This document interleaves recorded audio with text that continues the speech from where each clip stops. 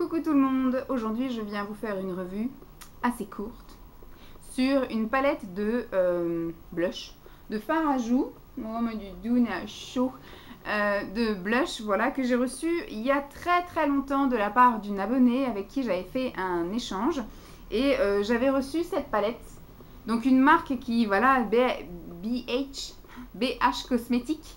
Voilà, qui à l'époque faisait parler d'elle vraiment assez, voilà, super marque. Après, on n'en a plus du tout entendu parler. Et là, de temps en temps, on voit quelques petites revues sur certaines palettes, certains produits. Mais c'est vrai que du coup, je ne sais pas trop où me procurer la marque. Je suppose qu'il doit y avoir un site. Je n'ai pas fait mon travail de youtubeuse. Je n'ai pas du tout regardé où est-ce qu'on pouvait se procurer cette chose.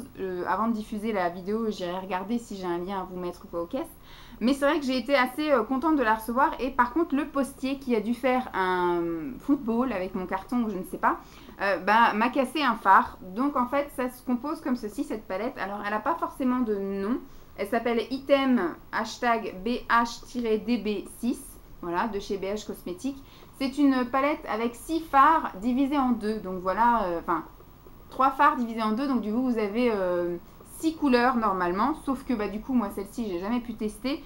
Il me semble qu'il devait y avoir un espèce de corail assez foncé, voilà, et de l'autre côté je ne sais pas, peut-être quelque chose de marron encore plus intense. Donc du coup je n'ai pas eu la chance de tester ces couleurs là, mais du coup j'ai pu tester donc quelque chose de orange très clair, voilà, et un orange un petit peu plus foncé, et là donc corail, on va dire orange corail, et là plus rosé avec un rosé très clair et un rosé un petit peu plus pop.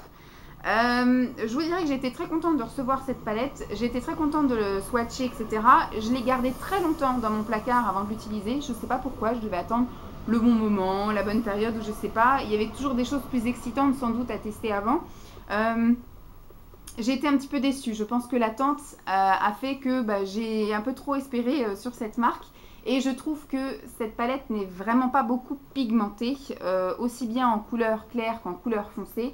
Et aussi en couleurs mélangées. Je vous ai fait des swatchs sur les mains, je vous ai fait des swatchs sur les joues. J'ai fait des choses une par une. Donc j'ai fait une journée où j'ai porté que cette couleur, une journée que cette couleur, et une journée où j'ai mélangé les deux, et pareil pour l'autre rond.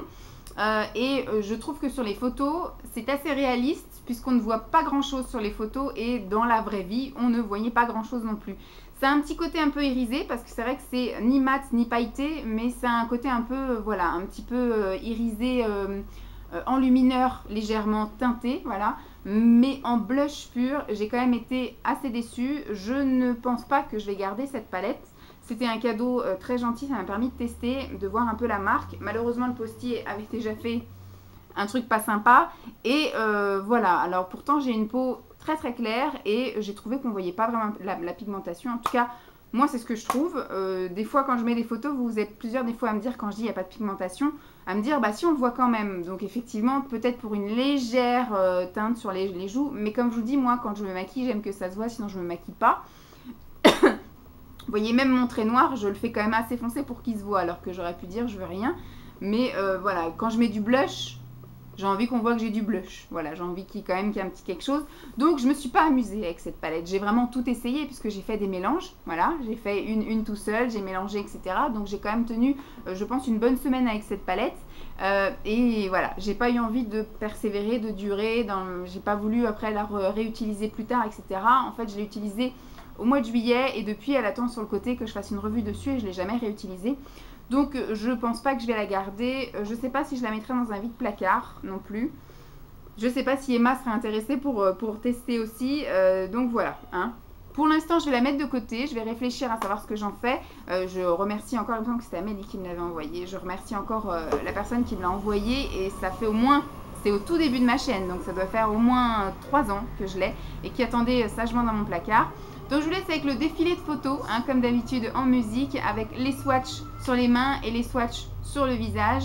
J'espère en tout cas que cette revue vous aura plu. Si vous avez d'autres produits BH Cosmétiques qui valent le coup, dites-moi ou mettez-moi des liens dans les commentaires. Peut-être que c'est une marque abordable, peut-être que c'est une marque qui pourrait me convenir, mais en tout cas, cette palette-ci me donne pas vraiment envie d'explorer plus la marque. Mais en tout cas, si vous avez de bonnes expériences avec cette marque-là et que vous voulez me faire partager, pas de problème, je suis à l'écoute.